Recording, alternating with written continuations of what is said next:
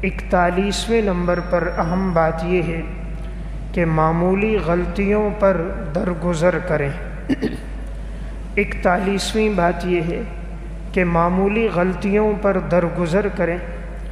اس کا مطلب یہ ہے کہ اگر اولاد سے کوئی بڑی خطا سرزد ہو تو اسے سزا دی جائے اور تنبیہ کی جائے، لیکن معمولی اور چھوٹی چھوٹی اگر لغزشیں ہوں اور ہر لغزش پر انسان سزا دینا شروع کر دے تو اس سے اولاد کے مزاج میں سختی آ جاتی ہے، پھر وہ سزا کے عادی بن جاتے ہیں اور پھر وہ سزا کو سزا بھی نہیں تصور کرتے، اور بسا اوقات یہ سزا پھر ان کے لیے آگے جا کر مستقبل میں مستقل مجرم کی حیثیت سے انہیں منوا لیتی ہے۔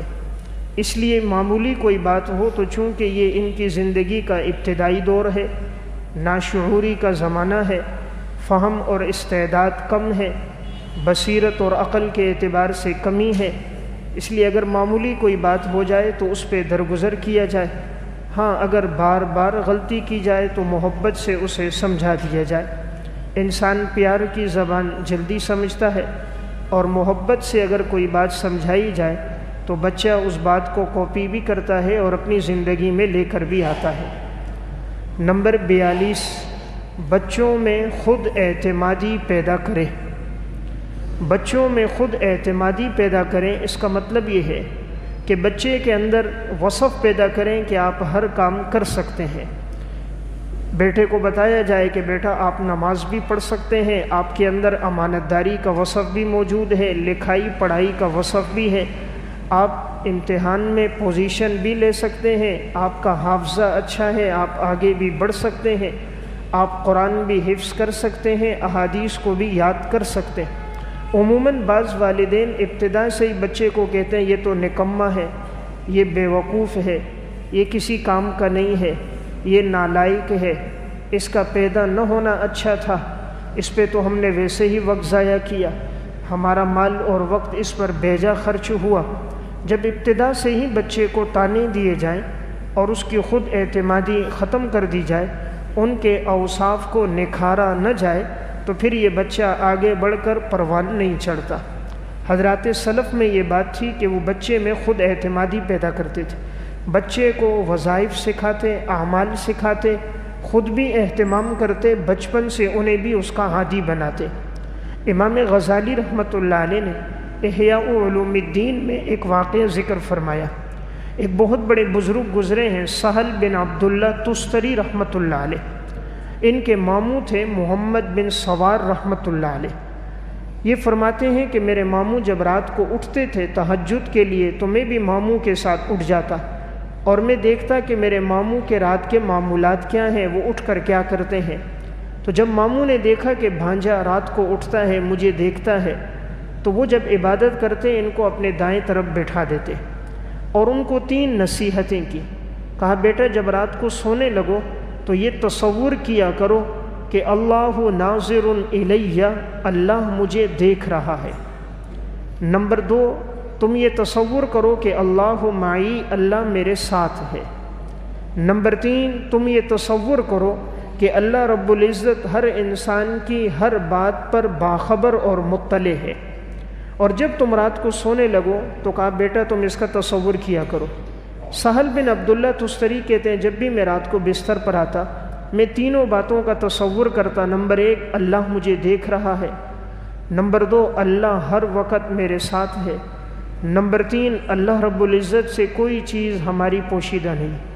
جب بچہ ہر دن رات کو یہ تصور کرتا تو فرمایا جب 1 سال گزر گیا، میرے ماموں نے کہا وہ جو میں نے تمہیں بتایا تھا تم اس کا اہتمام کرتے ہو؟ فرمایا جی اہتمام کرتا ہوں، مجھے تو اس میں بڑی لذت آتی ہے۔ فرمایا اب اسے 7 مرتبہ دہرایا کرو۔ 1 سال تک میں دہراتا رہا، پھر فرمایا اسے 11 مرتبہ دہراؤ۔ اب میں رات سوتے وقت 11 دفعہ دہراتا، تو کہا میرا ذہن یہ بن گیا کہ اللہ ہر وقت مجھے دیکھ رہا ہے، تو اب میں کبھی بھی کوئی گناہ کا کام نہیں کرتا تھا، چونکہ ہر وقت اللہ رب العزت انسان پر باخبر اور مطلع ہے، تو اس لیے میں سارے گناہوں سے بچ گیا اور بچپن سے میں عبادت کا عادی بن گیا۔ ہم تو بچے کو ڈراتے ہیں انسانوں سے، جانوروں سے، بیٹا چڑیل آ جائے گی، کالی بلی، کالا کتا موجود ہے، فلاں جن موجود ہے تو میں کھا جائے گا۔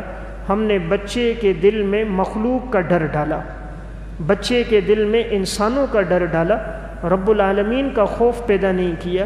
جب بچے کے دل میں اللہ کا ڈر ہوتا ہے، بند کمرہ ہوگا، رات کا وقت ہوگا، ماں باپ سوئے ہوئے ہوں گے، دیکھنے والا کوئی نہیں ہوگا، لحاف کے اندر ہوگا، پھر بھی موبائل میں کوئی غلط چیز نہیں دیکھے گا، اس لیے کہ میرا اللہ مجھے دیکھ رہا۔ جب یہ تصور بچے کے دل میں بچپن سے بٹھا دیا جائے کہ اللہ تجھے دیکھ رہا ہے، ہر وقت تیرے ساتھ تیرا رب موجود ہے، کبھی بھی بچہ گناہ کا کام نہیں کرے گا۔ اس لیے وہ یہ سمجھتا ہے کہ والدین کو نہیں پتہ تو جو کام میں کرنا چاہوں کر سکتا ہوں، تو بچے کے اچھے صفات میں حوصلہ افزائی کی جائے، خود اعتمادی پیدا کی جائے، اللہ کا ڈر اس کے دل میں ڈالا جائے۔ نمبر 43، بچوں کی حوصلہ افزائی کریں۔ بچہ اگر کوئی اچھا کام کرے تو اس کے تعریفی کلمات کہنے چاہیے۔ نماز پڑھ لی تو اس کے لیے دعا کر دیں۔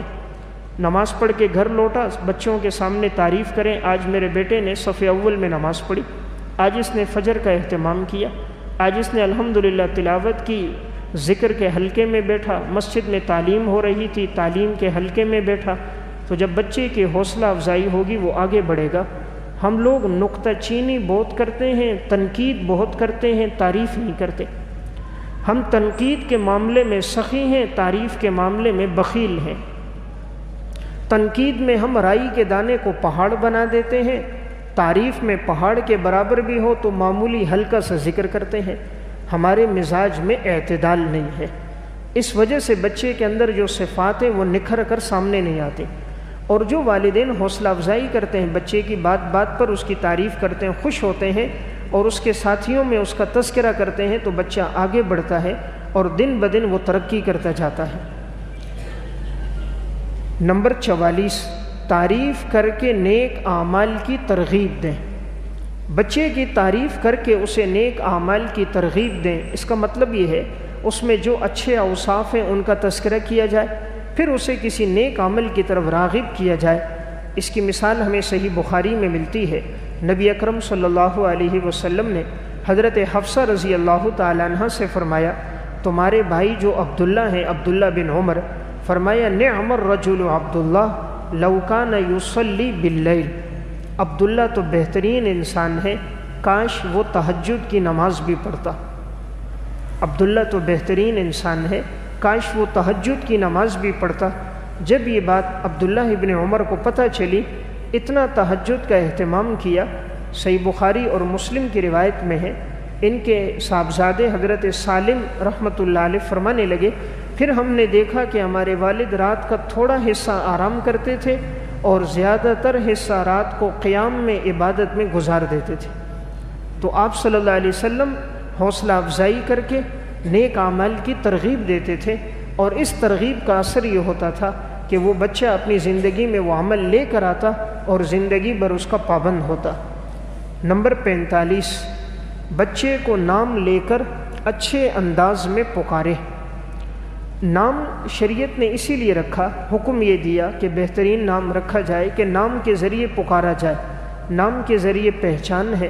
ہمارے ہاں نام سے نہیں پکارتے، خامیوں کوتاہیوں سے پکارتے ہیں۔ کسی کو لنگڑا کہہ کر، کسی کو کالا کہہ کر، کسی کو ٹگنا کہہ کر، کسی کو لمبا کہہ کر، کسی کو چھوٹا کہہ کر، کسی کو موٹا کہہ کر، مختلف قسم کے حقارت والے جملے کہتے ہیں جس سے بچے کے دل میں بھی نفرت آ جاتی ہے۔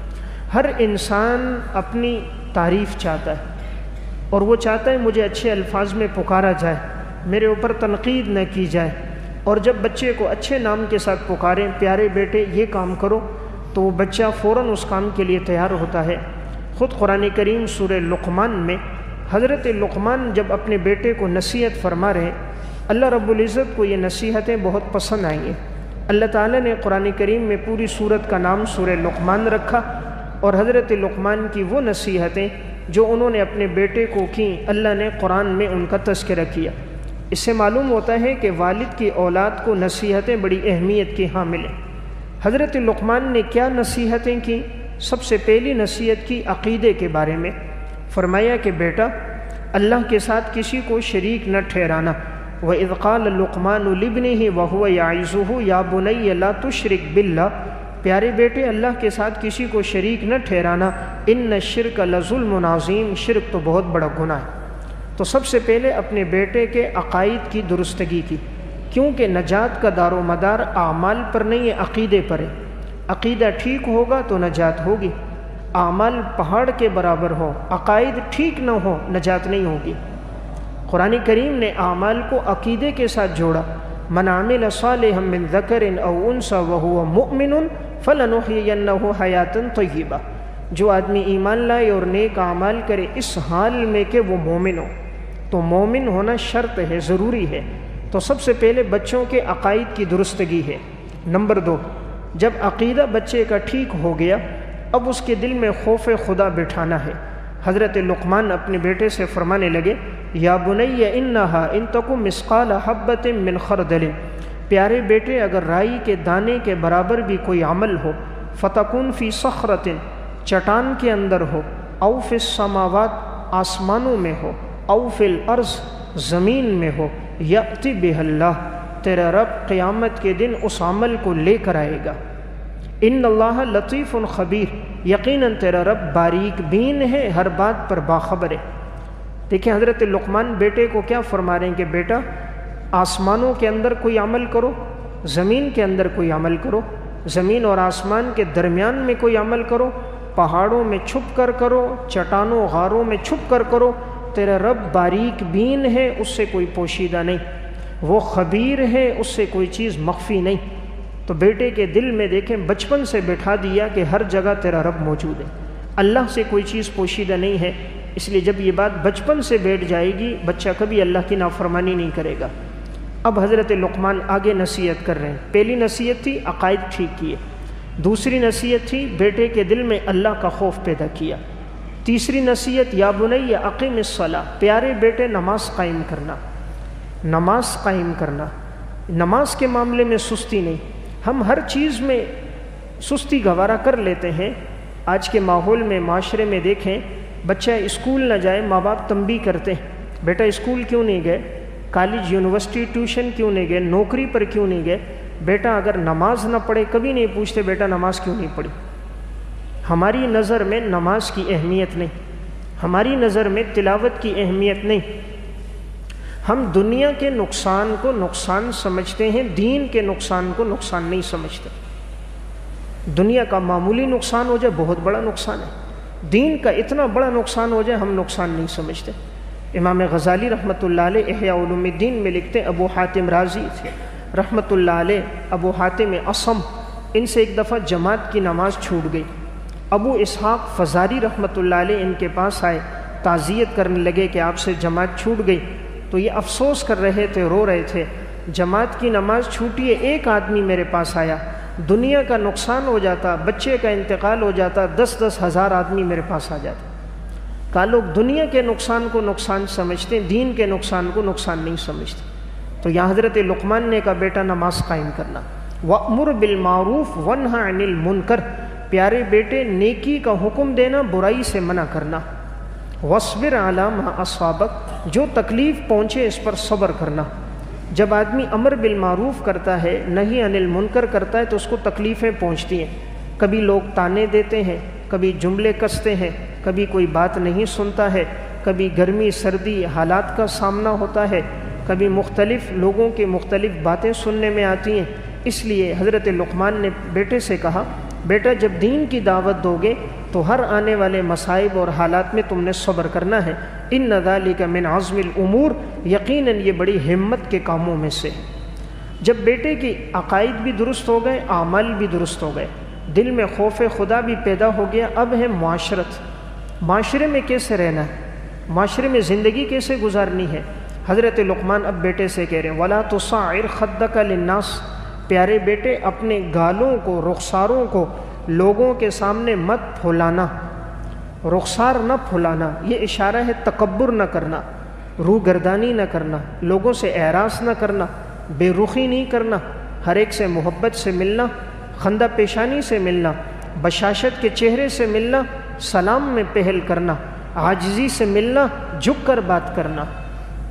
وَلَا تَمْشِ فِي الْأَرْضِ مَرَحًا، زمین پر اکڑ کر نہیں چلنا، زمین پر اکڑ کر نہیں چلنا، عاجزی کے ساتھ چلنا۔ انسان کو اس کی حیثیت یاد دلائیے، تو پیدا ہوا ایک بے حقیر نطفے سے جس کے نکلنے سے غسل فرض ہو جاتا ہے۔ 2 مرتبہ انسان شرمگاہ سے نکلا، پہلی مرتبہ باپ کی شرمگاہ سے نکلا نطفے کی صورت میں، دوسری مرتبہ ماں کی شرمگاہ سے نکل کر دنیا میں آیا۔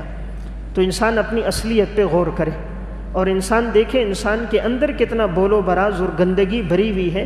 یہ تو اللہ رب العزت کا احسان کہ ہم پر کھال کا پردہ ڈال کر ہماری گندگیوں کو چھپا دیا، ورنہ انسان میں خون پیپ، انسان کے اندر موجود پاخانہ بول و براز آج مر جائے 2 دن بعد دیکھو کتنا تعفن ہو جاتا ہے، کوئی قریب بیٹھ نہیں سکتا۔ یہ تو رب العالمین نے انسان پر بہت بڑا احسان کیا، اس لیے کہا اپنی اصل حقیقت کو نہ بھولنا۔ ان اللہ لا يحب كل مختال فخور، اللہ تکبر کرنے والوں کو، اترانے والوں کو پسند نہیں کرتا۔ اب جب لوگوں کے ساتھ گفتگو ہوگی، مزاج ٹھیک ہو گیا، تواضع آ گئی اور انسان اپنے رخساروں کو نہیں پھلا رہا، عاجزی سے چل رہا ہے، اب بات کیسے کرے گا؟ تو کہا وقصد فی مشی کا، اپنی رفتار میں اعتدال لے کر آنا، وغضض من صوتک، اپنی آواز کو پست کرنا۔ ان انکر الاصوات لصوت الحمیر، بدترین آواز گدھے کی آواز ہے۔ آواز کا تیز ہونا کمال ہوتا تو گدھا باکمال ہوتا، سب سے زیادہ تیز اس کی آواز ہے۔ آواز کا تیز ہونا کمال نہیں، معتدل آواز میں خندہ پیشانی اور محبت کے ساتھ اچھے اخلاق سے گفتگو کرنا، یہ کمال ہے۔ تو بہرحال حضرت لقمان نے اپنے بیٹے کو جو نصیحتیں کی تو یا بنیا، پیارے بیٹے کہہ کر، تو معلوم ہوا باپ کی نصیحتیں بیٹے کو اتنی کارآمد ہیں کہ اللہ تعالیٰ قرآن کریم میں ان کا تذکرہ فرما رہا ہے۔ اور دیکھیں یہ نہیں کہا بیٹے کی خامی اور کوتاہیاں بیان کر کے، محبت کے ساتھ پکارا، اپنی طرف متوجہ کیا، تصغیر سے کہا یا بنیا، میرے پیارے بیٹے، پھر ایک ایک حکم کا انہیں حکم دیا۔ نمبر 46، بچوں کی جائز خواہشات پوری کی جائیں۔ شریعت نے حکم دیا ہے گھر والوں کے اخراجات، بچوں کے اخراجات، والدین کے اخراجات، ماتحتوں کے اخراجات انسان کے ذمے ہیں، ان کی جائز خواہشات کو پورا کرنا، حاجات کو پورا کرنا اپنی وسعت اور گنجائش کے مطابق، یہ ایک صدقہ ہے۔ تو صدقہ صرف وہ نہیں جو انسان کسی اور پہ خرچ کرے، وہ بھی صدقہ ہے جو انسان اپنے اہل و عیال پر اور اپنی جان پر جو خرچ کرے، آپ صلی اللہ علیہ وسلم نے اس کو بھی صدقہ قرار دیا۔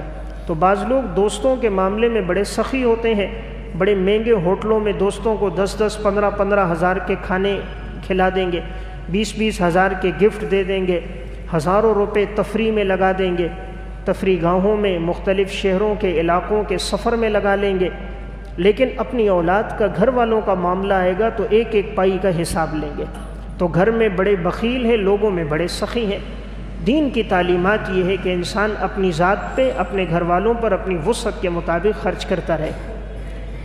نمبر 47، مرحلہ وار تربیت کریں۔ بچے کی تربیت مرحلہ وار ہوتی ہے، یعنی بچپن سے ہی ہوتی ہے، ابتدا سے ہی تربیت ہوگی تو وہ اصل ہے۔ اگر ہم انتظار کریں کہ بچہ بالغ ہوگا پھر تربیت کریں گے، شادی ہو جائے گی پھر کریں گے، تو پھر تربیت نہیں ہوتی۔ عمارت جب بنتی ہے تو پہلی اینٹ سے ہی اگر درست رکھی گئی تو دیوار پوری درست ہوگی۔ ابتدا میں اگر درخت کو سیدھا نہیں کیا گیا تو وہ ٹیڑھا ہی رہتا ہے۔ تو بچے کے بچپن سے ہی تربیت جب سے پیدا ہوا ہے اس وقت سے اس کی تربیت کرنا شروع کر دینی چاہیے، اور آدھا گھنٹہ کم از کم اولاد کو دینا چاہیے۔ آج ہم سب کو وقت دیتے ہیں، اپنے بچوں کو وقت نہیں دیتے۔ دیکھیں لوگوں کو تعلیم دینے کے لیے ہم جاتے ہیں، سفر بھی کرتے ہیں، لوگوں کو سکھاتے ہیں، اپنی بیوی کو کبھی تعلیم نہیں دی جس کے بارے میں ہم سے پوچھا جائے گا۔ یا ایھا الذین آمنوا قوا انفسکم واہلیکم نارا، اے ایمان والو اپنے آپ کو، اپنے بیوی بچوں کو جہنم کی آگ سے بچاؤ۔ اپنے بچوں کو کبھی ترغیب نہیں دی، کبھی انہیں درس نہیں دیا، کبھی انہیں تعلیم نہیں دی، کبھی ہاتھ سے پکڑ کر مسجد لے کر نہیں آئے، کبھی ہاتھ سے پکڑ کر مدرسے میں قاری صاحب کے پاس نہیں بٹھایا، کبھی اس سے مسنون دعائیں نہیں سنی، کبھی اس سے نماز نہیں سنی، لوگوں سے نمازیں سنی، لوگوں کو دین کی دعوت دے دی، اپنی اولاد سے بے خبر، چراغ تلے اندھیرا۔ جس کے بارے میں سوال ہونا ہے اس کے بارے میں تو کوئی فکر ہی کوئی نہیں۔ آج ساتھی الحمدللہ یہ اچھی فکر مندی ہے، معاشرے کے بارے میں سوچتے ہیں، لیکن دعوت گھر سے شروع ہوگی۔ سب سے پہلے اپنی ذات کے بعد بیوی بچے، گھر کے بعد خاندان۔ قرآن ہمیں بتاتا ہے یا ایھا الذین آمنوا قوا انفسکم، سب سے پہلے اپنی ذات، اپنے آپ کو جہنم سے بچاؤ۔ جب خود ٹھیک ہو گئے، نمبر 2 وَأَهْلِيكُمْ نَارًا، اب بیوی بچوں کو جہنم سے بچاؤ۔ جب گھر ٹھیک ہو گیا، انذر عشیرتک الاقربین، اب اپنے رشتہ داروں کو ٹھیک کرو، ان کو جا کر دین کی دعوت دو۔ جب وہ ٹھیک ہو گئے، اپنے علاقے میں محنت کرو، بستی والوں کو، خاندان والوں کو دین سے جوڑو۔ اس طرح آہستہ رفتہ آگے بڑھنا ہے۔ تو ہمارے ہاں اس میں کمی ہوتی ہے، اولاد کے بارے میں، بیوی بچوں کے بارے میں سستی ہوتی ہے۔ بعض ساتھی ہوتے ہیں باہر کے فکر مند، اپنے گھر والے معاذ اللہ غیروں کے ساتھ تعلق ہے، موبائل میں غیروں سے تعلق ہو رہا ہے، غیروں کی آمد ہو رہی ہے۔ ایسے واقعات بھی ہم نے سنے کہ بعض ساتھی وقت لگانے کے لیے نکلے 4 مہینے 7 مہینے کے لیے، اور معاذ اللہ گھر میں تربیت کا ماحول نہیں تھا تو ان کی گھر والیوں نے جسم فروشی کی۔ ایسے واقعات خود ہم نے اس مسجد میں سنے۔ اس کے بعد طلاق کی نوبتیں آ گئی۔ پہلے گھر کی اصلاح کی جائے، اولاد کی اصلاح کی جائے، انسان اس کے بارے میں اس سے پوچھا جائے گا، ان کو دین کی طرف لانے کی بھرپور کوشش کی جائے۔ پھر اگر وہ نہیں آتے تو پھر آدمی ان کا مکلف نہیں، لیکن اپنی کوشش تو کی جائے۔ اس معاملے میں ہماری سستی، اولاد کو کم از کم آدھا گھنٹہ دن میں انسان وقت دے اور ان کے سامنے دین کی بات رکھے، ان کی بات سنے، جو سوال کریں پھر ان کو جواب دے، اللہ رسول کے احکامات ان کو بتائے۔ ہم تجارت کے طریقے سکھاتے ہیں، بے و شراء کے معاملات سکھاتے ہیں، بیٹا کہاں سے لینا ہے، کہاں دینا ہے، فلاں کے ساتھ ڈیل کس طرح کرنی ہے، فلاں سے کیسے کرنی ہے، سب چیزیں سکھائی۔ عبادت کبھی نہیں سکھائی، اخلاق کبھی نہیں سکھائے، کردار کبھی نہیں سکھایا۔ اس وجہ سے وہی بچہ جب بڑا ہوتا ہے وہ اژدہا بنتا ہے، ڈستا ہے، وہ بچھو بنتا ہے، ڈستا ہے، وہ جہاں جاتا ہے نقصان پہنچاتا ہے، وہ آنکھوں کی ٹھنڈک نہیں بنتا، وہ نافرمانی کا ذریعہ بن جاتا ہے۔ اس لیے میں نے ایک بات اور اس کی مرحلہ وار تربیت ہو، بچپن سے ہی تربیت کا آغاز کر دیا جائے اور اولاد کے بارے میں انسان ابتدا سے فکر مند رہے۔ نمبر 48، بچوں کے دوستوں کے سامنے اس پر تنقید نہ کریں، نہ سزا دیں۔ بچوں کے دوستوں کے سامنے بچے پر نہ تنقید کریں، نہ بچے کو سزا دیں، اس لیے کہ بچے کی اپنے دوستوں میں عزت ہے۔ اس کی ان دوستوں کے سامنے تعریف کریں، کوئی خامی ہے اس کو تنہائی میں سمجھائیں۔ خامیاں تنہائی میں بتائی جاتی ہیں، تعریف مجلس میں کی جاتی ہے۔ ہم لوگ الٹے چلتے ہیں، ہم کسی کی خامی بیان کرنی ہو بڑی مجلس میں بیان کرتے ہیں، کسی کی تعریف کرنی ہو اکیلے میں کرتے ہیں، تو بڑا اچھا آدمی ہے، بڑی مجلس میں اس کو ذلیل و رسوا کر دیں گے، سر اٹھانے کے قابل نہیں ہوگا، پھر بعد میں کہیں گے معذرت کر رہا ہوں، سوری۔ اتنی اس کی عزت نفس تو نے مجروح کر دی، سب کے سامنے بے عزت اور ذلیل کر دیا۔ شریعت کیا ہمیں بتاتی ہے؟ آپ صلی اللہ علیہ وسلم نے فرمایا مومن کے لیے آئینہ ہے۔ آئینہ انسان کو عیب تنہائی میں بتاتا ہے، سب کے سامنے نہیں بتاتا۔ آئینہ شور نہیں کرتا، خاموشی سے بتاتا ہے۔ آئینہ عیب اسی کو بتاتا ہے، کسی اور کو نہیں بتاتا۔ آئینہ جتنا عیب ہے اتنا ہی بتاتا ہے، بڑا کر کے نہیں بتاتا۔ جو عیب ہے واقعی وہی بتاتا ہے، اپنی طرف سے دو لگا کر نہیں بتاتا۔ اور آئینے سے کوئی ناراض نہیں ہوتا، خوش ہو کر جیب میں رکھتا ہے کہ میرا عیب مجھے بتا رہا ہے۔ تو دوست وہی ہے جو عیب بتائے، دوست وہی ہے جو خامیاں بتائے، کوتاہیاں بتائے، وہ نہیں جو منہ پہ تعریف کرے اور پسے پوچھ بہتان اور الزامات لگائے۔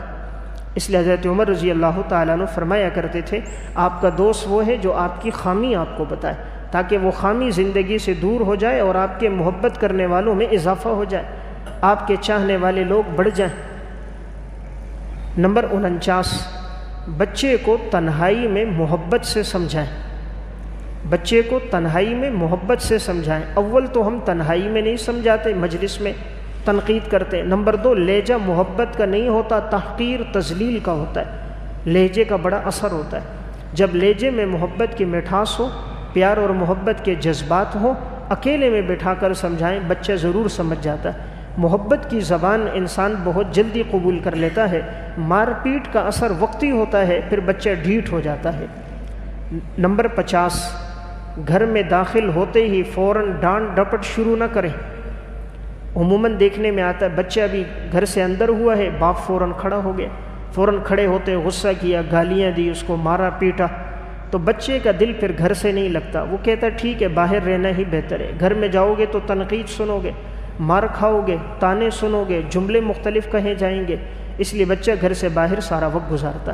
تو بچہ جب گھر کے اندر آئے، اس کو آنے کے بعد اس کی بات سنی جائے، پھر اگر کوئی تنقید کرنی ہے، کوئی بات کرنی ہے، تنہائی میں کی جائے تو عموماً دیکھنے میں آیا ہے اس کا اثر بہت زیادہ ہوتا ہے۔ نمبر 51، بچہ جب کوئی چیز باہر سے لے کر آئے تو پوچھا جائے۔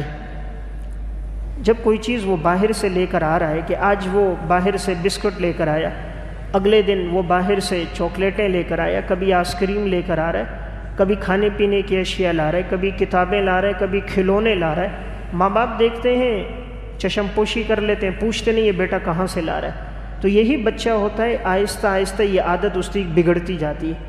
آج اس نے ایک سے مانگا، کل دوسرے سے مانگا، آج چھوٹی چوری کی، کل بڑی چوری کرے گا، رفتہ رفتہ معاذ اللہ یہ معاشرے میں چور اور مجرم کی حیثیت سے جرائم پیشہ لوگوں میں سامنے آ جائے گا۔ بچہ آغاز میں ہی بڑی چوری نہیں کرتا، ابتدا انڈے سے شروع ہوتی ہے اور پھر آگے جا کر وہ بینکوں کو لوٹنا شروع کر دیتا ہے۔ اور ماں باپ اگر ابتدا میں ہی نظر رکھیں، بچہ جو چیز باہر سے لائی، بیٹا کہاں سے لائی، محبت سے پوچھا جائے، پہلی مرتبہ میں تنبیہ کر دی جائے تو آئندہ وہ نوبت نہیں آتی کہ وہ بچہ رسوائی کا اور بدنامی کا ذریعہ بن جائے۔ نمبر 52، بچوں کو چیزوں سے زیادہ انسانوں کی قدر سکھائیں۔ بچوں کو چیزوں سے زیادہ انسان کی قدر سکھائیں۔ ہم نے بچے کے ذہن میں چیز کی قدر ڈالی ہے، بیٹا یہ کپ بہت مہنگا ہے، ٹوٹنا نہیں چاہیے، کھلونا بہت مہنگا ہے، خراب نہیں ہونے چاہیے، بچے دیوار پر کچھ نہیں لگانا، یہ دیوار پہ ابھی رنگ کیا ہے۔ یعنی چیزوں کی، سامان کی، کھانے پینے کی، گھر کی اشیاء کی اہمیت دل میں ڈالی، انسان کی نہیں ڈالی۔ اس لیے گھر میں چچا آ رہا ہے وہ اٹھ کر ملتا نہیں ہے، پھوپھی آ رہی ہے سلام میں پہل نہیں کرتا، دادا دادی نانا نانی بزرگ کام کا کہتے ہیں وہ اس کام کو پورا نہیں کرتا، کوئی بلاتے ہیں جواب نہیں دیتا۔ ہم نے انسان کی قدر نہیں ڈالی، سامان کی قدر ڈالی۔ ہم اس کے دل میں اگر محبت ڈالتے کہ بیٹا سب سے پہلے انسان کی قدر ہے، بزرگوں کی قدر ہے، جب وہ پکاریں فوراً آپ نے بات سننی ہے، سب کام کو چھوڑ کر ان کی طرف متوجہ ہونا ہے، جس کام کا کہیں سب سے پہلے آپ نے اس کام کو کرنا ہے۔ تو جب ہم انسانوں کی محبت ان کے دل میں ڈالیں گے، انہیں پتہ چلے گا اصل انسان ہے، یہ سامان انسان کی خدمت کے لیے، یہ دوبارہ مل جاتا ہے، لیکن ٹوٹے ہوئے دل ٹھیک نہیں ہوتے۔ شیشہ ٹوٹ جائے اگر اس کو جوڑو گے بھی تو جوڑنے کے درمیان میں وہ ٹوٹنا اس کا نظر آئے گا۔ رسی ٹوٹ جائے جڑ جاتی ہے لیکن گٹھان آ جاتی ہے، دیوار ٹوٹ جائے جڑ جاتی ہے لیکن نظر آ رہی ہوتی ہے، لوہا ٹوٹ جائے جڑ جاتا ہے، ویلڈنگ کا نشان نظر آ رہا ہوتا ہے۔ تو بعد میں دل جڑ بھی جائیں لیکن ابتدا میں جو دل پر چوٹ لگی ہوتی ہے، ابتدا میں جو بات نہیں مانی اور دل شکنی کی، وہ انسان کے دل و دماغ پر وہ زخم ہمیشہ سرسبز اور ہرا رہتا ہے۔ اس لیے میں نے ایک بات عرض کی، چیزوں سے زیادہ انسانوں کی قدر سکھائیں۔ نمبر 53، بچوں کے سامنے کبھی جھوٹ نہ بولیں۔ بچوں کے سامنے کبھی جھوٹ نہ بولیں۔ بچہ سیکھتا ہے ماں باپ سے، زیادہ تر باپ سے سیکھ رہا ہے۔ اب دیکھ رہے بیٹا فون آتا ہے، جی آپ کہاں ہو؟ باپ کہتا ہے جی میں فلاں جگہ پر ہوں۔ بیٹا دیکھ رہے باپ ہمارے ساتھ گھر میں بیٹھا ہوا اور کہہ رہے میں فلاں جگہ پر ہوں۔ تو یہ ہم نے اپنے بیٹے کو خود جھوٹ بولنا سکھایا۔ دروازے پر دستک ہوئی، ابو کو بلاؤ، ابو کہتا ہے بیٹا انکل کو بولو ابو گھر پہ نہیں ہے۔ ہم جھوٹ بولنا سکھا رہے ہیں اس کو۔ تو یہ کہیں اور سے نہیں سیکھتا، بیٹا جرائم، خامیاں، کوتاہیاں اپنے گھر میں سیکھتا ہے، تفریح کے نام پر غلاظت بھرے پروگراموں کو دیکھ کر سیکھتا ہے، کہیں باہر نہیں جاتا، گھر کے اندر یہ سیکھ رہا ہے۔ تو جب ماں باپ کی زندگی میں سچ بولنا ہوگا، اولاد بھی سچائی کی عادی ہوگی۔ دیکھیں شیخ عبد القادر جیلانی رحمۃ اللہ علیہ کی والدہ نے نصیحت کی تھی نا، بیٹا سچ بولنا۔ حضرت شیخ نے سچ بولا تھا، اللہ نے ڈاکوؤں کی پوری جماعت کو ہدایت دے دی۔ نفحات الانس میں ملا جامی نے واقعہ لکھا۔ تو جب ماں باپ کی زندگی میں سچائی ہوتی ہے، اولاد بھی سچی پیدا ہوتی ہے، اور جو بچہ سچ کا عادی ہو جائے وہ سب گناہوں سے بچ جاتا ہے۔ ہر گناہ کی جڑ جھوٹ ہے، اور انسان گناہ کو چھپانے کے لیے پہلے جھوٹ بولتا ہے، پھر اس جھوٹ کو چھپانے کے لیے بیسیوں جھوٹ بولتا ہے۔ گناہ کو چھپانے کے لیے پہلے جھوٹ بولتا ہے، پھر اپنے اس جھوٹ کو چھپانے کے لیے بیسیوں جھوٹ بولتا ہے۔ اسی لیے شریعت نے حکم یہ دیا سچ پہ رہو، سچ انسان کو جنت کی طرف لے کر جاتا ہے۔ آپ صلی اللہ علیہ وسلم نے فرمایا ان الصدق بر وان البر یہدی الی الجنہ وان الکذب فجور وان الفجور یہدی الی النار۔ سچ نیکی ہے، نیکی جنت لے کر جاتی ہے، جھوٹ گناہ ہے اور یہ گناہ انسان کو جہنم لے کر جا رہا ہے۔ نمبر 54، بچوں کے سامنے کبھی نشہ نہ کریں، بچوں کے سامنے کبھی نشہ نہ کریں۔ ہم کہتے ہیں بیٹا نسوار نہ ڈالو اور باپ خود بیٹے کے سامنے نسوار ڈال رہا ہے۔ بیٹا سگریٹ نہ پیو، باپ کے جیب میں 2 ڈبے ہیں، ایک ختم ہوتا نہیں دوسرا شروع ہو جاتا ہے۔ بیٹا ہیروئن نہ پیو، نشہ نہ کرو، باپ خود نشہ کر رہا ہے۔ انسان کی نصیحت میں تاثیر تب آتی ہے جب عمل ہوتا ہے، جب عمل نہیں ہوتا تاثیر نہیں ہوتی۔ حضرات صحابہ اور سلف اپنی زندگی سے دعوت دیتے تھے، عمل سے دعوت دیتے تھے۔ ہم قول سے دعوت دیتے، عمل سے نہیں دیتے۔ ہماری زبان پہ کچھ ہوتا ہے، ہماری زندگی میں عمل کچھ ہوتا ہے۔ منع کرتے ہیں خیانت نہ کرو، خود کر رہے ہوتے۔ منع کرتے ہیں دھوکہ نہ دو، خود کہتے ہیں دھوکہ نہ دیں تو کاروبار کیسے چلے۔ جھوٹ نہ بولیں تو بچوں کو روزی کیسے کھلائیں۔ تو انسان کی اس چیز میں بڑی کمی ہے کہ عموماً نشاور چیزوں کا وہ خود استعمال کرتا ہے، تو بچہ یہی چیزیں دیکھ لیتا ہے گھر کے ماحول میں، باپ کو دیکھتا ہے، پھر وہ رفتہ رفتہ نشہ شروع کر دیتا ہے۔ نمبر 55، بچوں کو گالم گلوچ نہ دیں، بچوں کو گالیاں نہ دیں۔ بچہ یہ گالیاں کہاں سے سیکھتا ہے؟ سب سے پہلے گھر سے سیکھتا ہے۔ جو باپ بات بات میں اب اپنی بیوی کو گالی دے رہا ہے، اپنے بچوں کو گالیاں دے رہا ہے، یہی بچے باپ سے سیکھ رہے ہوتے ہیں۔ وہ سمجھتے کوئی اچھی بات ہے، تبھی ہمارا باپ شروع کرتا ہے تو گالی سے، ختم کرتا ہے تو گالی۔ تو محبت نہیں، مٹھاس نہیں، اللہ رسول کا تذکرہ نہیں، قرآن و سنت کی باتیں نہیں، آغاز ہوا گالی، ختم ہوئی گالی۔ تو اسی لیے وہی چیزیں بچے کی زبان پر بھی آتی ہیں۔ اگر یہ دیکھنا ہو کہ اس بچے کے گھر کا ماحول کیسا ہے، گھر کا ماحول دیکھنا ہے، بچے کی زبان سن لے، گھر کے ماحول کا بچے کی زبان سے پتہ چل جائے گا۔ گھر کے اندر تربیت کا اندازہ بچے کی شخصیت سے ہو جائے گا کہ گھر میں کیسی تربیت ہے، بچے کا اٹھنا بیٹھنا، بچے کا بولنا، گفتگو کرنا، وضاقتہ، اس سے پتہ چل جائے گا اس کی گھر میں کیسی تربیت ہو رہی ہے۔ تو ہمارے ہاں گھروں میں تربیت نہیں ہے، اس وجہ سے ہمارے بچوں میں بگاڑ ہے۔ ہم نے یہ سمجھا اسکول گیا، ٹیوشن گیا، مدرسے گیا، میری ذمہ داری پوری ہو گئی۔ یہ ذمہ داری پوری نہیں ہوئی، الگ سے اسے وقت دیا جائے۔ نمبر 56، بچوں کو کبھی بد دعا نہ دیں، اولاد کو کبھی بد دعا نہ دیں، ہمیشہ ان کے لیے دعا کریں۔ رسول اللہ صلی اللہ علیہ وسلم نے فرمایا ثلاث دعوات مستجابات لا شک فیہن، 3 دعائیں ایسی ہیں کہ اللہ قبول کرتا ہے اور ان کی قبولیت میں کوئی شک نہیں۔ نمبر 1 دعوت الوالد لولدہ، والد کی دعا اولاد کے حق میں۔ نمبر 2 دعوت المسافر، مسافر کی دعا۔ نمبر 3 دعوت المظلوم، مظلوم کی دعا۔ 3 دعائیں اللہ قبول کرتا ہے، اس میں سب سے پہلے والد کی دعا، والدہ کی دعا اللہ رد نہیں کرتا، اس لیے اولاد کو کبھی بد دعا نہ دیں، ہمیشہ ان کے لیے دعا کریں۔ نبی اکرم صلی اللہ علیہ وسلم نے فرمایا لا تدعوا علی انفسکم ولا تدعوا علی اموالکم ولا تدعوا علی اولادکم، اپنے آپ کو بد دعا نہ کرو، اپنے مال کو بد دعا نہ کرو، اپنی اولاد کو بد دعا نہ کرو۔ ہو سکتا ہے وہ قبولیت کا وقت ہو اور وہ بد دعا قبول ہو جائے، اور پھر انسان کو ساری زندگی اپنی اس بد دعا پر پچھتاوا ہو۔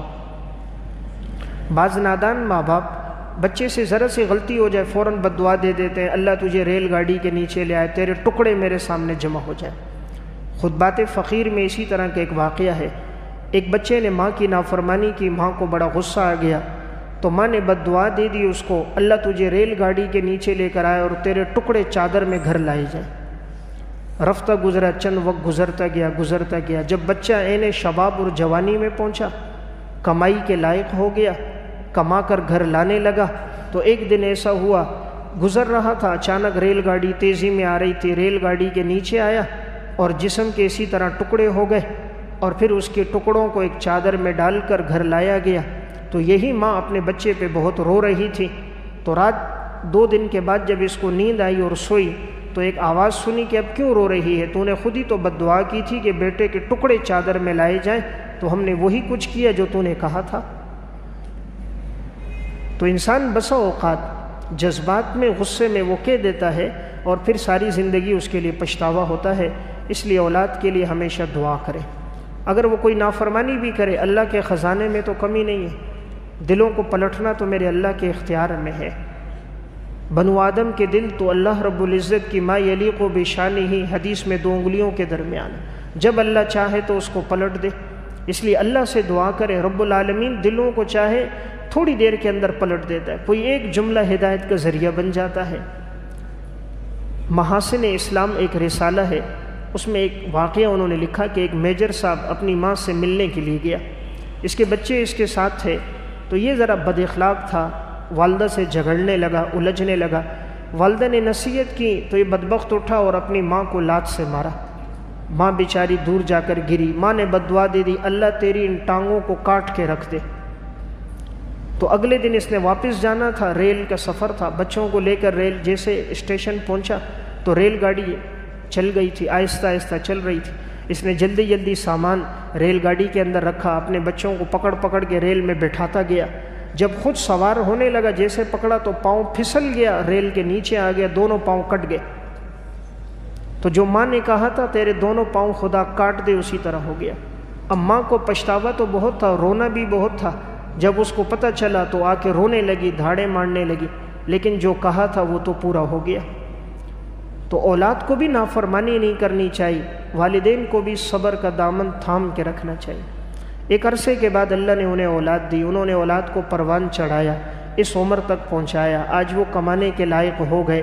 آج اگر ان میں کوئی کمی کوتاہی ہے اللہ سے مانگتے رہے، ہمارے مانگنے میں کوئی کمی ہوگی، ہمارے عمل میں کوئی کمی ہوگی، شاید ہماری زندگی کی کوئی کمی ہوگی جس کی وجہ سے وہ چیزیں ہمارے سامنے آ رہی ہوں گی، شاید ہمارا کوئی مکافات عمل نہ ہو، ہم نے کسی کے ساتھ کچھ کیا نہ ہو، اس کا بدلہ نہ سامنے آ رہا ہو۔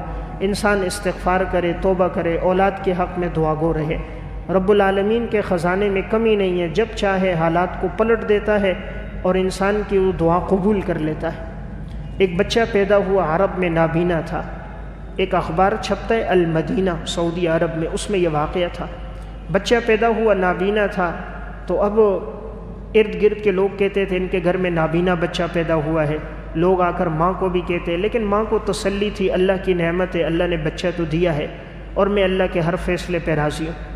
تو اس ماں نے اپنے بچے کے لیے دعا کر دی کہ یا اللہ تو نے میرے بیٹوں کو آنکھوں کی بینائی نہیں دی، اس میں تیری حکمت ہوگی، یا اللہ میرے بیٹے کو فہم دے دے، حافظہ دے دے، سمجھ عطا کر دے کہ یہ تیرے قرآن کو یاد کرے، تیرے نبی کی حدیثوں کو یاد کرے۔ تو ماں نے رو رو کے اللہ سے دعا کر دی، اللہ تعالیٰ نے اس بچے کو ایسا حافظہ پھر عطا کیا کہ وہ بچہ جو آئے تو اس کو قاری صاحب پڑھاتا تھا وہ اس کو یاد ہو جاتی تھی، اس کے سامنے جیسے پڑھتے تھے دوسری دفعہ سنتے وہ زبانی سنا لیتا۔ اس عرب کے اس بچے نے 2 مہینے میں قرآن کریم حفظ کر دیا۔ تو یہ کیا تھی؟ ماں کی دعا تھی کہ یا اللہ تو نے بینائی نہیں لی، یا اللہ تو نے اگر اس کو آنکھوں کی بینائی نہیں دی، دل کی بصیرت عطا کر دے، حافظے کی نعمت عطا کر دے۔ اللہ نے وہ نعمت دے دی، بچے کو جو پڑھتا اس کو یاد ہو جاتا۔ اللہ رب العزت کے ہر کام میں حکمت ہے، اس ماں کی دعائیں تھیں، اللہ تعالیٰ نے اسے حافظے کی نعمت دے دی۔ اس لیے میں نے ایک بات عرض کی، اولاد کو بد دعا نہ کرے۔ تاریخ بغداد میں ایک واقعہ ہے، امام بخاری رحمۃ اللہ علیہ جب پیدا ہوئے، امام بخاری کے ترجمے میں ہے چند دنوں کے بعد ان کی آنکھوں کی بینائی چلی گئی۔ امام بخاری بچے تھے، اب نابینا ہو گئے۔ ان کی والدہ رات تہجد میں اٹھتیں اور اللہ کے سامنے دعا کرتیں رو کر، اے اللہ میرا یہ بیٹا ہے تو اس کی آنکھوں کی بینائی لوٹا دے۔ ایک دن اٹھ کر دعا کی، دوسرے دن کی، تیسرے دن جب دعا کی تو خواب میں حضرت ابراہیم علیہ السلام کی زیارت ہوئی، اور حضرت ابراہیم علیہ السلام نے فرمایا اللہ نے تیری دعاؤں کی وجہ سے تیرے بیٹے کی بینائی کو لوٹا دیا۔ جب صبح امام بخاری رحمۃ اللہ علیہ کی والدہ اٹھی تو اللہ نے بیٹے کی بینائی کو لوٹا دیا تھا۔ تو ماں باپ کی دعا میں وہ طاقت ہے۔ دیکھیں دنیا کا کوئی ڈاکٹر ایسا نہیں ہے جو نابینا کو بینا کر سکے۔ آپ امریکہ تک علاج کے لیے چلے جاؤ، یورپ جاؤ، فرانس جاؤ، کوئی ڈاکٹر، کوئی طبیب، کوئی حکیم دنیا میں نہیں ہے جو نابینا کو بینا کر لے، لیکن ماں باپ کی دعا میں وہ طاقت ہے جو نابینا کو بینا کر دیتی۔ تو کبھی ہم نے صدق دل سے مانگا نہیں ہے اللہ سے، سچے دل سے انسان مانگے اللہ رب العزت فوراً دعا کو قبول کر لیتا ہے۔ انسان کے مانگنے کی دیر ہوتی ہے، اللہ رب العزت کی طرف سے عطا میں کوئی کمی نہیں ہوتی۔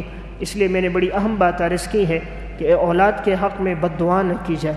آج کل لمبی راتیں ہیں، انسان کوشش کرے تہجد کی نماز کے لیے اٹھے، اپنے لیے اپنی اولاد کے لیے تہجد کے وقت میں مانگے، ان کو اپنی آنکھوں کی ٹھنڈک کے لیے مانگے کہ اللہ ان کو میری آنکھوں کی ٹھنڈک بنائے، ملک اور ملت کا اللہ ان کو پاسبان بنائے۔ نمبر 57، اولاد کو رزق حلال کھلائے، اولاد کو حلال کا رزق کھلائے۔ بچے کی جو پرورش ہوتی ہے وہ رزق پر ہوتی ہے، خدا نہ کرے اگر وہ رزق حرام کا ہو تو اس سے جو بچہ پرورش پاتا ہے پھر اس میں وہی اخلاق، وہی کردار، وہی اوصاف آتے ہیں جو اس رزق کے اندر ہوتے ہیں۔ اس لیے اللہ تعالیٰ نے انبیاء علیہ السلام سے فرمایا یا ایھا الرسل کلوا من الطیبات واعملوا صالحا، اے رسولوں کی جماعت تم حلال کھاؤ اور نیک اعمال کرو۔ اس لیے رزق جب حلال کا ہوتا ہے نیک اعمال کی توفیق ہوتی ہے، رزق جب حلال کا ہوتا ہے تو بچے بھی فرما بردار ہوتے ہیں۔ خدا نہ کرے اگر وہ حرام کا ہوگا، اس سے جو بچے نشو و نما پائیں گے ان کے اندر بھی وہی نافرمانی ہوگی، جھوٹ ہوگا، کینہ ہوگا، دھوکہ دینا ہوگا، اس لیے کہ اس میں رزق اسی قسم کا ڈالا گیا۔ جیسے گاڑی چلتی ہے پیٹرول پر، انسان کے جسم کی بقا ہے رزق پر، تو جیسے پیٹرول اور آئل جتنا اچھا ہوتا ہے گاڑی کی بقا اور لائف اتنی اچھی ہوتی ہے، رزق جتنا حلال کا ہوتا ہے اتنے اس کے اثرات اچھے ہوتے ہیں۔ ارواح ثلاثہ میں اور خطبات حکیم الامت میں ایک واقعہ ہے۔ حضرت مولانا اشرف علی تھانوی صاحب رحمۃ اللہ علیہ فرماتے ہیں کہ ہمارے استاذ مولانا محمد یعقوب نانوتوی رحمۃ اللہ علیہ کہتے ہیں کہ دیوبند میں ایک شخص تھا، 3 روپے اس کی تنخواہ تھی، عبداللہ شاہ اس کا نام تھا، جھاڑو دیتا تھا، دیوبند میں جھاڑو صفائی کرتا، مسجد کی، مدرسے کی، گھاس کاٹتا اور وہ بازار میں فروخت کرتا۔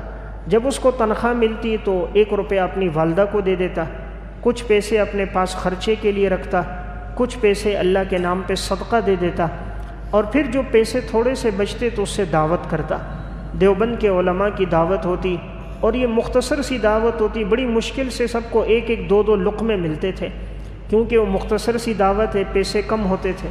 لیکن حضرت یعقوب نانوتوی رحمۃ اللہ علیہ فرمانے لگے ہمیں اس دعوت کا بڑا انتظار ہوتا تھا، اس لیے کہ وہ 1 لقمہ ہم کھاتے تھے 40 دن ہمارے دل میں نورانیت ہوتی تھی۔ کہا وہ ایسے حلال کا پیسہ تھا اس کا، 40 دن ہمارا دل اندر سے منور ہوتا تھا اور نئے نئے مضامین اللہ ہمارے دل میں ڈالتا تھا اور ہمیں روشنی اندر کی محسوس ہوتی تھی، اس لیے ہم انتظار کرتے تھے عبداللہ شاہ کی دعوت کب ہوگی۔ یہ جھاڑو دینے والا ہے، یہ گھاس کاٹنے والا ہے اور وقت کا اتنا بڑا عالم اس کی دعوت کا انتظار کر رہا ہے، دعوت میں ملتا ہے 1 لقمہ لیکن رزق پیچھے حلال کا ہے۔ اس لیے میں نے عرض کیا حلال کے رزق سے جب پرورش ہوتی ہے اولاد، پھر انسان کی امیدوں اور تمناؤں پہ پوری اترتی ہے۔ نمبر 58، بچوں کو انٹرنیٹ، کیبل اور موبائل سے دور رکھیں۔ بچوں کو انٹرنیٹ، کیبل اور موبائل سے دور رکھیں۔ آج کے دور میں یہ سب سے بڑا فتنہ موبائل کا فتنہ ہے۔ غیروں نے کوشش کر کے ہمارے ہر گھر کے اندر بے حیائی اور فحاشی اور یعنی کو وہ لوگ لے کر آ گئے۔ اتنا نقصان پہلے نہیں ہوا جتنا نقصان آج ہو گیا کہ ہر گھر کے اندر بے حیائی فحاشی وہ لوگ لے کر آ گئے۔ ہر آدمی کے پاس آج موبائل ہے، مثبت استعمال کرنے والے بھی بہت سے لوگ ہیں، لیکن نوجوانوں میں، کم عقل بچوں میں، اسی طرح نادان بچوں میں اس کا منفی اور بیجا استعمال بھی بہت زیادہ ہے۔ عموماً بچے اس کو دیکھتے دیکھتے رات گزر جاتی ہے، کوئی اس میں گیم کھیلتے ہوئے اپنا وقت ضائع کر دیتے ہیں، کوئی لایانی اور بیہودہ چیزیں دیکھتے ہوئے اپنے حافظے کو نقصان دے دیتے ہیں۔ تو بچوں کو تعلیم کے اوقات میں اس کی ضرورت نہیں ہے، اس لیے والدین کو چاہیے کہ جو ان کے تعلیم کے اوقات ہیں اس میں ان کو نہ دیں، اور جب تک وہ اپنے سن شعور کو نہ پہنچے اور ان کا نکاح نہ ہو جائے انہیں اس سے دور رکھیں۔ عموماً انسان سمجھتا ہے جی وہ بچہ تعلیم حاصل کر رہا ہے، تعلیم نہیں کر رہا، وہ ایسا بنایا غیروں نے کہ اس میں لوگ پڑھتے کم ہیں، منفی چیزیں زیادہ دیکھتے ہیں۔ وہ نہ دیکھتے ہوئے بھی انسان دیکھنے پر مجبور ہو جاتا ہے، اور جب ایک چیز کھولی تو بے تحاشا اس میں اس طرح کی فلمیں، ڈرامے، سین سامنے آتے ہیں کہ معاذ اللہ انسان کے ساتھ نفس اور شیطان ہے، دیکھتے دیکھتے وقت گزر جاتا ہے، روحانیت ختم ہو جاتی ہے۔ اسی لیے تو آج عبادت میں لذت نہیں ہے، تلاوت کرنے کا دل نہیں کرتا، مسجد میں ٹھہرنے کو دل نہیں کرتا، نماز ختم ہوتی نہیں ہے، موبائل جیب سے نکال دیتے ہیں، نماز کے دوران بھی خیال وہاں ہوتا ہے، رات جب تک نیند نہیں آتی موبائل ہاتھ میں، صبح اٹھتے ہیں سب سے پہلے موبائل چیک کرتے ہیں۔ تو آج موبائل کا ایسا چسکا لگا 5 منٹ باقی ہے نماز میں تلاوت کر لے، نہیں، اس دوران بھی موبائل دیکھ رہا ہے۔ مسجد میں آ کر بھی انسان گناہ میں معاذ اللہ، مسجد میں آ کر بھی وہ فیس بک دیکھ رہا ہے۔ تو بہرحال یہ غیروں نے ایسی کوشش کر کے ہماری روحانیت کو کمزور کر دیا، ہمارے حافظے اور ہماری توجہ میں کمی آ گئی۔ نمبر 59، بچوں کو سادہ، کوشادہ اور مکمل لباس پہنائیں۔ بچوں کو سادہ، کوشادہ، مکمل لباس پہنائیں۔ ہم بچوں کو بچپن سے زیب و زینت پہ لگاتے ہیں۔ بچے کے لیے 3-3 ہزار روپے کا لباس آ رہا ہے، بچی کے لیے 2.5 ہزار کا فراق آ رہا ہے، اور فراق بھی سادہ نہیں تزئین کے ساتھ، کوشادہ نہیں تنگ جس سے جسم نظر آ رہا ہوتا ہے، مکمل نہیں ادھورا۔ آج دیکھیں بچیوں کا لباس کہاں تک ہے، پورے بازو نظر آ رہے ہیں، رانیں نظر آ رہی ہیں، جسم نظر آ رہا ہے، جسم کے ساتھ اتنا سخت جسم کی ساخت نظر آ رہی ہے۔ قرآن کریم ہمیں کہتا ہے لباس کا مقصد، یا بنی آدم قد انزلنا علیکم لباسا یواری سوآتکم وریشا، اے بنو آدم ہم نے لباس اتارا ہے 2 کام کے لیے، نمبر 1 تمہاری شرمگاہ کو چھپائے، نمبر 2 تمہارے لیے خوبصورتی کا ذریعہ بنے۔ آج وہ لباس شرمگاہ چھپاتا نہیں ہے اور ظاہر کرتا، اتنی تنگ پینٹیں ہیں، تنگ لباس ہے، جسم کی ساخت نظر آ رہی ہوتی ہے۔ تو ہم کہتے ہیں ہماری بچیوں کو فلاں نے اغوا کر دیا، معاذ اللہ فلاں نے ان کے ساتھ اپنی جنسی خواہش پوری کر دی۔ جب ہم خود ہی ان کو تنگ لباس پہنائیں گے، بازاروں میں گھمائیں گے، گھر سے باہر نکالیں گے، 12-13 سال کی بچیوں کی آمد و رفت باہر رہے گی، گھر کے ماحول میں پردہ نہیں ہوگا، پھر اس قسم کے واقعات سننے میں آئیں گے۔ جس گھر میں پردہ ہوگا، جہاں بچی کا وقت گھر میں گزرے گا، جہاں لباس مکمل اور سادہ ہوگا، وہ الحمدللہ ایسی چیزیں سننے میں نہیں آئیں گی۔ ہم خود دین پر عمل نہیں کرتے، ہم دوسروں کو دعوت دیتے۔ خود دین پر جس دن 100% آ جائیں گے، ہمارا چلنا پھرنا لوگوں کی ہدایت کا ذریعہ بن جائے گا۔ ہم دعوت دے رہے ہیں پردے کا، گھر میں پردہ نہیں ہے، اپنی گھر والی ہے پردے کا اہتمام نہیں، اپنی بیٹی ہے بے پردہ ہو کر کالج یونیورسٹی جا رہی ہے، بازاروں میں گھوم رہی ہے۔ قرآن حکم دے رہا ہے، یا ایھا النبی قل لازواجک وبناتک ونساء المؤمنین یدنین علیہن من جلابیبہن، اے نبی اپنی بیٹیوں کو، بیویوں کو، مسلمان عورتوں کو حکم دو بڑی چادر ڈال کر وہ گھر سے باہر نکلے۔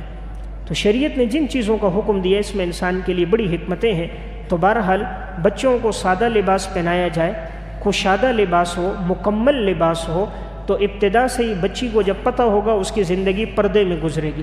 جب ابتدا سے ایسا لباس پہناتے ہیں، وہ بڑی ہو کر بھی کہتی ہے میرا لباس تو تنگ ہونا چاہیے، آپ نے بڑا بنا دیا، یہ آستینیں بیچ میں کیوں لگا دی؟ آج تو آپ بازار جائیں، مکمل لباس خریدنے آپ کو ملے گا نہیں۔ بچی کا لباس خریدنے 2 سال پہلے جانا ہوا، ایک دکان سے پوچھتے جی مکمل لباس آستینیں پوری ہوندی نہیں ہے، دوسرے کے بعد تیسرے کے بعد، مولوی صاحب یہ پرانا بات چل رہی، پرانی تہذیب کی بات کر رہے ہیں، آج کل نیا فیشن، نئی تہذیب آئی، یعنی مکمل لباس آج مارکیٹ میں بھی الا ماشاءاللہ، ورنہ وہ ملتا ہی نہیں۔ اس لیے گھر کے اندر خود سے لباس بنا کر مکمل پہنایا جائے، تاکہ ابتدا سے ہی بچی کی زندگی میں حیا اور پاک دامنی آ جائے۔ ہماری بچی نیٹ دیکھ کر اپنے لیے لباس پسند کرتی ہے، نیٹ پر دیکھتی ہے، پھر باپ کو بتاتی ہے وہ تصویر، ابو یہ لباس لانا ہے جو فلاں اداکارہ نے پہنا ہے، جو فلاں گلوکارہ اور ایکٹر نے، جو فلاں ڈرامے کے اندر فلاں لڑکی نے پہنا ہے، یہ لباس لانا ہے۔ ہمارے لیے آئیڈیل یہ گلوکارہ، فنکارہ، اداکارہ نہیں، ہمارے لیے آئیڈیل حضرت خدیجہ، حضرت عائشہ، حفصہ، رقیہ، ام کلثوم، صحابیات کی زندگی ہمارے لیے آئیڈیل۔ نمبر 60، 10 سال کے بعد بچوں کو اور بچیوں کو الگ الگ سلائیں۔ 10 سال کی عمر کے بعد ان کا بستر الگ کر دینا چاہیے۔ آپ صلی اللہ علیہ وسلم نے ہمیں یہی تعلیم دی۔ آپ نے فرمایا مروا اولادکم بالصلاۃ وہم ابناء 7 سنین، جب بچہ 7 سال کا ہو نماز کا حکم دو، وضربوہم علیہا وہم ابناء 10 سنین، 10 سال کی عمر میں نماز نہ پڑھے تو اس کو مارو، وفرقوا بینہم فی المضاجع، اور ان کے بستروں کو الگ الگ کر دو۔ اس لیے 10 سال کی عمر میں لڑکے کو الگ سلانا چاہیے، لڑکی کو الگ، بچے کو الگ، بچیوں کو الگ۔ جب سے موبائل آیا معاذ اللہ، انہوں نے جو کچھ دیکھنا کرنا، ایسی چیزیں، ایسی حرکتیں ہو رہی ہیں جو عموماً زوجین میں ہوتی ہیں، بچوں کے ایسے واقعات سننے میں آ رہے ہیں۔ تو اس کی بنیادی وجہ ہم نے شرعی تعلیمات کو فراموش کیا۔